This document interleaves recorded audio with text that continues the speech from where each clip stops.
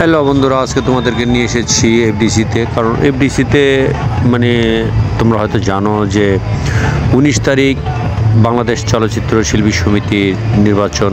আর এই নির্বাচনকে কেন্দ্র করে এখানে যারা দুটি প্যানেল এবং স্বতন্ত্র প্রার্থী হয়েছেন, প্রত্যেকটি প্রার্থীরাই তারা নিজ নিজ তরফ থেকে তারা যারা ভোটার শিল্পী আছেন তাদের কাছে ভোট চাওয়ার জন্য আসলে এফডিসিতে তারা আসছেন।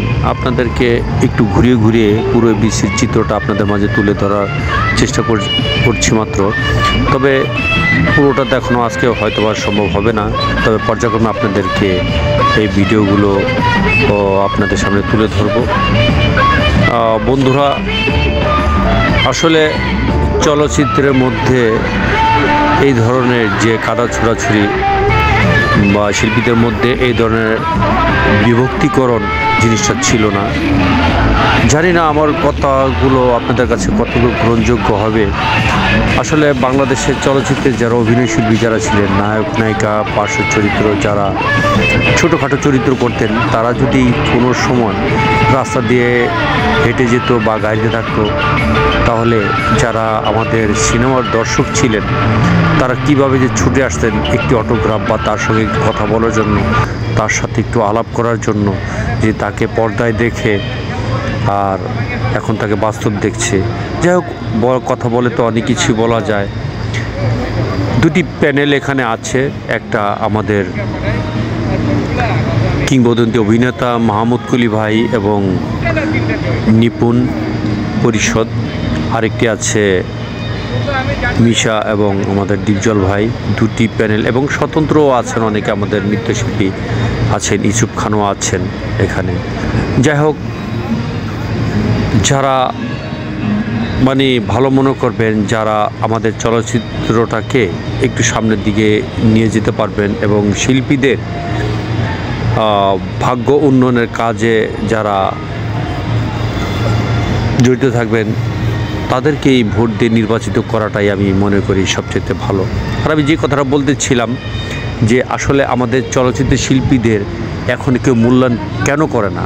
আমি যেহেতু আমি প্রবাসে থাকি, তারপরও আমি চলচ্চিত্রের খবরাখবর সবসময় নিয়ে থাকি, কারণ আমি কিন্তু একজন চলচ্চিত্রেরই মানুষ। আমি দীর্ঘদিন সেখানে কাজ করেছি এবং ওইখানে এফডিসি বলেন, চলচ্চিত্রে যারা অভিনয় শিল্পী বলেন, বা আমারও কিছু দর্শক আমার আছে, আমি চলচ্চিত্রের খবর সবসময় নিয়ে থাকি, কারণ এই চলচ্চিত্রটা যেন আমার রক্তের সঙ্গে জড়িয়ে আছে।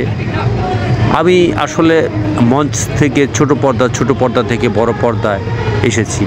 আসলে আমার পরও অনেক শিল্পী চলচ্চিত্রে আসছেন, তার পূর্ণাঙ্গ ভোটার হয়েছেন, বা আমিও এক সময় এখানকার সদস্য ছিলাম, হয়তো বা আমার সদস্য পদ এখনো নেই।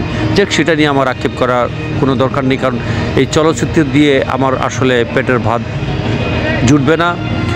এটি যাই করেছি শখে করেছি। আসলে চলচ্চিত্রটা হলো, আমি সবসময় বলে থাকি, সংস্কৃতি প্রেমী মানুষ হলো সবচাইতে উদার মনের মানুষ। আর এখন দেখা যাচ্ছে যে চলচ্চিত্রে যারা শিল্পী বর্তমানে আছেন, তারা যেভাবে কাদা ছোড়াছুড়ি করছে, আমাদের শিল্পীদের মধ্যে পলিটিক্স শুরু হয়ে গেছে।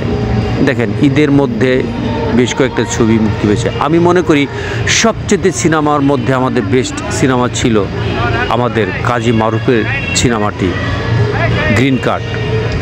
এটা আসলে প্রবাসীদের নিয়ে এই সিনেমাটি আমাদের কাজী মারুফ করেছে, এবং কাজী মারুফ একজন দক্ষ একজন পরিচালকের, বাংলাদেশের স্বনামধন্য পরিচালকের একজন, তার পুত্র সন্তান। কাজী মারুফ একজন এডুকেটেড পারসন এবং তার ফ্যামিলি ব্যাকগ্রাউন্ড অনেক, এবং কাজী মারুফ একজন জাত অভিনেতা বলা চলে। কাজী মারুফ প্রথম সিনেমাতেই সে জাতীয় চলচ্চিত্র পুরস্কার অর্জন করেছে। সেই গ্রিন কার্ডটাও পলিটিক্স করে নামিয়ে দেওয়া হয়েছে। এই কাজী মারুফের গ্রিন কার্ড ছবিটি নামিয়ে দেওয়া মানে আমাদের প্রবাসীদেরকে ইনসাল্ট করা। চলচ্চিত্রের মধ্যে এই ধরনের নোংরামি ঢুকে গেছে। আর আমাদের এই চলচ্চিত্রে শিল্পীদেরকে ছোট যদি করে থাকে, তাহলে আমি মনে করব, আমি সরাসরি বলে দিতে চাই, জাহেদ খান করেছে। এই জায়েদ খানের জন্য আজকে আমাদের এই চলচ্চিত্রের এই অবস্থা। আজকে প্রবাসে থেকেও আমরা শান্তি পাচ্ছি না, আমাদের প্রবাসীরা সবাই বলে চলচ্চিত্রটাকে যদি ধ্বংস করে থাকে তাহলে জায়েদ খান, ও না আছে অভিনয়, ওর না আছে কোনো চেহারা, না আছে কিছু, ওর কোনো যোগ্যতাই নেই, ওকে চলচ্চিত্রের নায়ক কে বানিয়েছে? এই ধরনের প্রশ্নের সম্মুখীন হতে হয়। আসলে এটা আমার কথা না, এটা আমাদের প্রবাসীদের কথা। যদি আমার এই ভিডিওটা দেখে কেউ যদি কমেন্ট করেন বা জায়েদ খানের কোনো ভক্ত থেকে থাকেন, হ্যাঁ, তাহলে আমি বলবো আপনি যদি প্রবাসীদের যদি ভিডিও চান তাহলে আমি একটা কন্টেন্ট তৈরি করে আপনাদের মাঝে তুলে ধরতে চাই এবং তুলে ধরবো। আসলে জায়েদ খানকে কেউ ভালোবাসে না, কেউ পছন্দ করে না। চলচ্চিত্র শিল্পীদেরকে নষ্ট করে থাকলে এই জায়েদ খান করেছে। যাই হোক, অনেক কথা বললাম বন্ধুরা। আমাদের চলচ্চিত্রে শিল্পীদের মঙ্গলজনক যারাই এই কাজগুলো করবে আপনারা তারাই ভোট দিবেন। তবে আমি একটি কথা বলবো যে দেখবেন ভদ্র, নম্র, শিক্ষিত, মার্জিত এই ধরনের শিল্পীদেরকে আপনারা ভোট দিবেন, যারা আমাদের দুস্থ শিল্পীদের পাশে সবসময় যেন থাকে। প্রিয় দর্শক শ্রোতা, আমরা সাদিয়া মির্জার কিছু কথা আপনাদের মাঝে তুলে ধরলাম এবং আশা করি সাদিয়া মির্জার কথাগুলো আপনারা মনোযোগ সহকারে শুনবেন।